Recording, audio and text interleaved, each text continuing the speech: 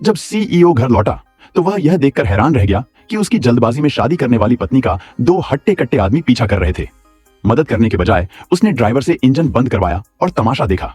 उसने देखा था कि उस सुबह जब उन्होंने अपनी शादी रजिस्टर करवाई थी तो उसने कॉम्बैट ग्लव्स पहने थे और यह नतीजा निकाला कि वह कोई आम औरत नहीं है। सच में उसने एक ही बार में दोनों आदमियों को आसानी से हरा दिया। यह एक रोमांचक सीन था जिसने उसके दोस्त को हैरान कर दिया। उसे तुरंत उसमें दिलचस्पी हो गई और वह उसके पास जाने के लिए कार से उतरा। वह तुम्हारे लिए सही नहीं है। मेरे लिए सही नहीं? क्या वह तुम्हारे लिए सही है? रुको, क्या मैं सही हूं? तुम सच में उसे पसंद करते हो? अचानक सीईओ को अपनी पत्नी के प्रति एक गहरा आकर्षण महसूस हुआ। उस शाम डिनर पर उसने उसे बताया कि उसने उस नौकरानी को निकाल दिया है जिसे वह पसंद नहीं करती थी और प्यार से कहा कि अगर उसे किसी चीज की जरूरत हो तो उसे बता दे। हालांकि उसके रवैये ने उसे हैरान कर दिया। अब से मैं ये सब खुद संभालूंगी। तांग झुनियाओ, तुम्हें किस तरह के माहौल ने इतना पाला है कि तुम दूसरों से मदद लेने को इतने तैयार नहीं हो? किसी को नहीं पता था कि उस औरत को उसके घटिया पिता और सौतेली मां ने कम उम्र में ही छोड़ दिया था और उसे उसके दादा ने पाला था, जिनकी बस यही इच्छा थी कि वह सीईओ से शादी करे। अपने दादा का मन शांत करने के लिए लड़की शादी के लिए मान गई। हालांकि सिविल अफेयर्स ब्यूरो पहुंचने पर सीईओ ने औरत के अजीब कपड़े देखे और तुरंत उसके लिए सारी अच्छी भावनाएं खो दी। यहां तक कि उसे शक भी हुआ कि मैरिज सर्टिफिकेट लेने में उसकी जल्दबाजी उसके परिवार से जुड़कर समाज में ऊपर उठने की कोशिश थी। उसे क्या पता था कि वह बस इस बात से डर रही थी कि उसके दादा पछतावे के साथ मर जाएंगे। बदकिस्मती से जब तक वह घर पहुंचा बहुत देर हो चुकी थी। औरत बहुत दुखी और दिल टूटा हुआ अपने परिवार के इकलौते बचे हुए सदस्य को जाते देखकर बहुत दुखी हुई। अगले दिन उसके दादा के अंतिम संस्कार में ट्रस्टी ने अपनी सारी जायदाद उस औरत को दे दी। हालांकि जैसे ही उसने पैसे लिए उसका घटिया पिता अंदर आया, यह दावा करते हुए कि वह मुख्य वारिस है, और उसे डांटने के लिए हाथ उठाया, लेकिन उसने उसे धक्का देकर भगा दिया। अगर तुम मुझे गुस्सा दिलाना चाहती हो तो अभी बाहर निकल जाओ, उसने कहा। यह सीन सीईओ ने देखा जो वहां श्रद्धांजलि देने आया था, और उसे उस औरत की हालत देखकर हमदर्दी होने लगी। इसलिए अंतिम संस्कार के बाद उसने अपने असिस्टेंट से उस औरत को घर ले जाने का इंतजाम किया। अचानक हाउसकीपर ने औरत के सादे कपड़े देखकर उसे नीचा दिखाया और उसे डिनर खुद करने को कहा, लेकिन औरत को कोई फर्क नहीं पड़ा और उसने बस अपने लिए एक कटोरी स्नेल नूडल्स बना ली। जब सीईओ घर लौटा तो बदबू से उसे लगभग उल्टी आ गई। फिर उसने एक प्री नप्चुअल एग्रीमेंट दिखाया जिसमें लिखा था कि वह अपने दादा के साथ 3 महीने का शादी का एग्रीमेंट खत्म होने के तुरंत बाद उसे तलाक दे देगा और वह उसे घर दे देगा। लेकिन औरत को उसकी मामूली रकम की कोई परवाह नहीं थी और सीईओ से एक कॉपी मांगने के बाद उसने तुरंत एग्रीमेंट पर साइन कर दिए। चिंता मत करो मिस्टर जी, मुझे घर नहीं चाहिए। मैं बस 3 महीने के लिए यहाँ रह रही हूँ।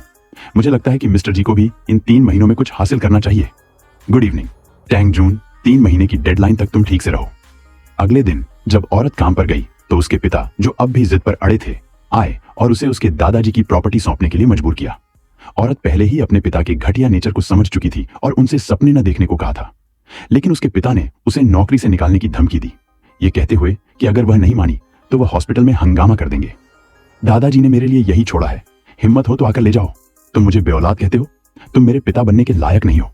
तुम्हें क्या चाहिए? इसी समय एक कलीग जिसने शोर सुना दौड़कर आया और उस घटिया पिता को चेतावनी दी कि अगर उसने और कोई परेशानी खड़ी की तो वह तुरंत सिक्योरिटी बुलाकर उसे बाहर निकाल देगा। फिर वह घटिया पिता चला गया।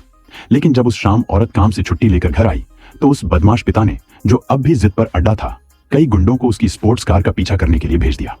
यह देखकर औरत ने बस अपनी कार सड़क के किनारे खड़ी कर दी। किस्मत से लड़की ने बचपन से ही अपने दादा से मार्शल आर्ट सीखी थी और उसने अपने पिता के भेजे सभी आदमियों को आसानी से हरा दिया।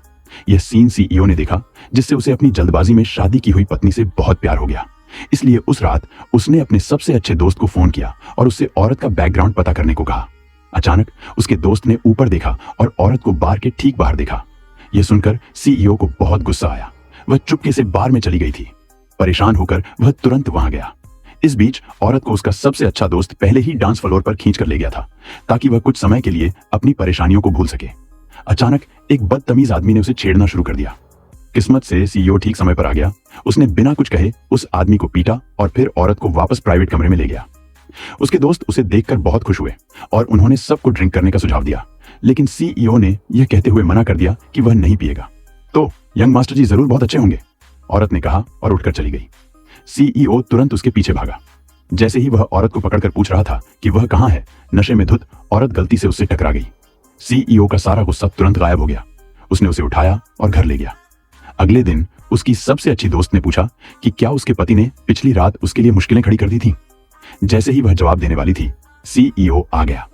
सीईओ ने कहा कि कॉन्ट्रैक्ट में साफ साफ लिखा है कि शादी के बारे में किसी तीसरे पक्ष को नहीं बताया जा सकता और कॉन्ट्रैक्ट तोड़ने पर दूसरे पक्ष को 100 मिलियन युआन का हर्जाना देना होगा।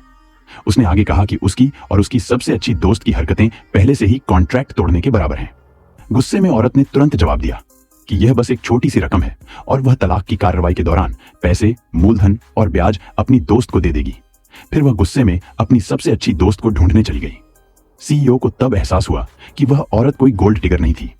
कॉफी शॉप पहुंचने पर सबसे अच्छी दोस्त को सीईओ की बहुत ज्यादा मांगों के बारे में पता चला तो वह बहुत गुस्सा हुई, लेकिन फिर भी उसने खर्च बांटने में उसकी मदद करने की पेशकश की।